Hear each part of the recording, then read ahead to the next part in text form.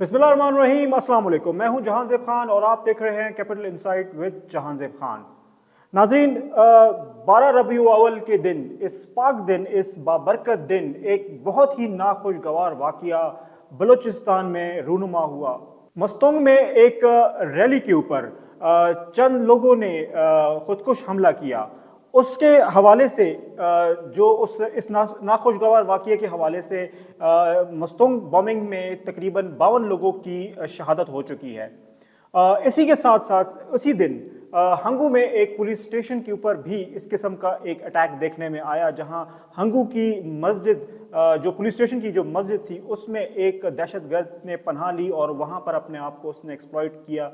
वहां उसने अपने आप को बम धमाके से उड़ा दिया, जिसके बाद वहाँ भी काफ़ी ज़्यादा नुकसान हुआ। इसी वक्त जिस वक्त मस्तंग में ये दहशतगर्दी का वाक़या हो रहा था और उसी वक्त हंगू में ये दहशतगर्दी का वाक़या हो रहा था, उसी वक्त हमारी सिक्योरिटी फोर्सेस बलूचिस्तान के मुख्तलिफ बॉर्डर के एरियाज़ पर कई दहशतगर्दों को ट्रैक डाउन कर चुकी थी और उन्हें टारगेट डाउन कर चुकी थी।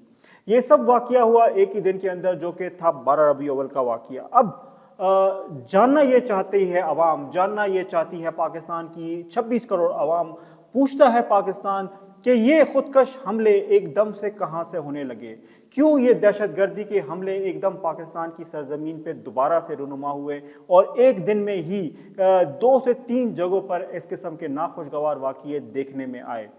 नाज़रीन, आपको याद होगा कि पाकिस्तान पिछले कुछ अरसे में इकोनॉमिकल क्राइसिस से गुजर रहा था। पाकिस्तान पिछले कुछ अरसे में इकोनॉमिकल मेल्टडाउन से गुजर रहा था और इस मेल्टडाउन के अंदर पाकिस्तान में जो सबसे बड़ी ज़रब लगी, वो लगी IMF की कमर तोड़ शराइत की वजह से, IMF की गैर इंसानी कमर तोड़ शराइत की वजह से, जिस पे पूरा पाकिस्तान सरापा एहतजाज था। पाकिस्तान में IMF की इस नाजायज़ और इस कमर तोड़ शराइत की वजह क्या बनी? 2019 में इमरान खान साहब की हुकूमत हुआ करती थी। तब इमरान खान साहब ने IMF के साथ एक बहुत ही घिनौना, मैं समझता हूँ लफ्ज़ अदा करना चाहिए, मुआहदा किया, जिसके बाद आज उसके समर हमारे सामने आ रहे हैं और इसी 2019 के मुआहदे को फिर आगे नून लीग की क़यादत लेके चली। इसी की बाद पाकिस्तान में हमने देखा कि एक इकोनॉमिकल मेल्टडाउन था। पाकिस्तान में इदारे बंद होना शुरू हो गए थे, इंडस्ट्रियां बंद होनी शुरू हो गई थी। पाकिस्तान में लोग सड़कों पे आ चुके थे। बिजली की बिलों और पेट्रोल की हाइप के बाद लोगों का जीना दोभर हो चुका था, कॉस्ट ऑफ लिविंग बढ़ चुकी थी। ऐसे में हमारे आर्मी चीफ ने एंट्री की, ऐसे में पाकिस्तान की अफवाज ने जो है वो एंट्री की और शुक्रिया जनरल आसिम मुनीर साहब, शुक्रिया आपका। 26 करोड़ अवाम आपकी मशकूर है, 26 करोड़ अवाम आपका शुक्रिया अदा करती है कि आपने एक मर्द मोमिन की तरह स्टेप किया और इकनॉमिकल रिफॉर्म की तरफ जो है अपना कदम बढ़ाया। इस मौजूदा हुकूमत के साथ मिलकर आपने इकनॉमिकल रिफॉर्म्स की पॉलिसीज़ को अपनाया और उसके बाद हमने देखा कि बहुत ज़बरदस्त क्रैकडाउन्स हुए। हमने देखा कि बिजली चोरों के ख़िलाफ़ भी क्रैकडाउन हुआ, हमने देखा कि हुंडी माफिया के ख़िलाफ़ भी क्रैकडाउन हुआ, हमने देखा कि तमाम ज़ख़ीरा अंदोज़ों के ख़िलाफ़ भी क्रैकडाउन हुआ, हमने देखा कि डॉलर को नीचे आते हुए हमने जो है पहली दफ़ा रुपये की परवान को होते हुए देखा।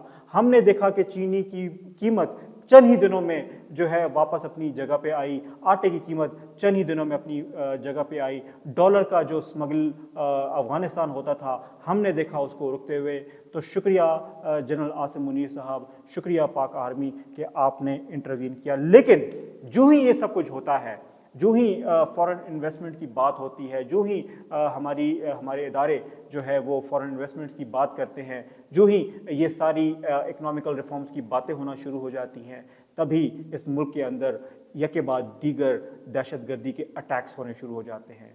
जब हमारी हुकूमत राइट ट्रैक पे चलना शुरू हो जाती है, जब स्टॉक एक्सचेंज बहाल होना शुरू हो जाती है, जब स्टॉक एक्सचेंज में हमारा रुझान जो है वो पॉजिटिव होता है, जब पाकिस्तान में 5 नए बैंकों को लाइसेंस दे दिया जाता है, तब ही क्यों पाकिस्तान के मुख्तलिफ इलाकों में दहशतगर्दी के वाक़यात होते हैं, तभी क्यों बलूचिस्तान में इंसर्जेंसीज़ का आगाज़ होता है, तभी क्यों KPK के अंदर इंसर्जेंसीज़ का आगाज़ होता है, کون ہے جو اس کے پیچھے ہے؟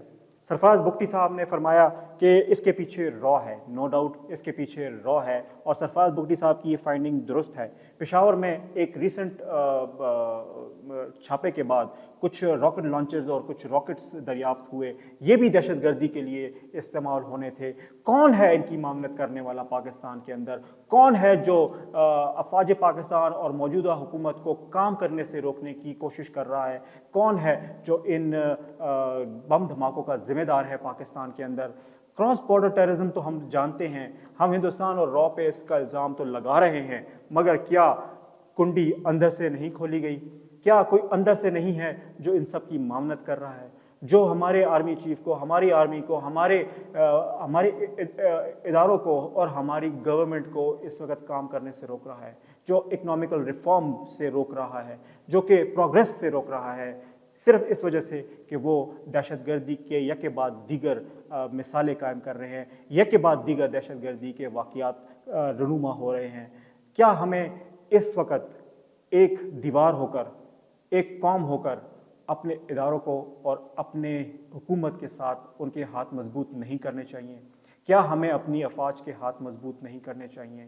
کیا ہمیں ان لوگوں کا سراغ نہیں نکالنا چاہیے؟ یہ سوال میں چھوڑ کے جا رہا ہوں اس 26 کروڑ عوام کے لیے، یہ سوال میں چھوڑ کے جا رہا ہوں ہماری افواج پاکستان کے لیے، یہ سوال میں چھوڑ کے جا رہا ہوں ہماری اس وقت موجودہ کیئر ٹیکر حکومت کے لیے کہ کون ہے وہ لوگ جو پاکستان کے اندر سے ان کی معاونت کر رہے ہیں؟ کیوں یہ ناخوشگوار واقعے، یہ دلخراش واقعے اس وقت رونما ہو رہے ہیں جس وقت پاکستان رائٹ ٹریک پر ہے؟ اپنے اور اپنے ارد گرد رہنے والوں کا خیال رکھیے گا۔ اللہ نگہبان۔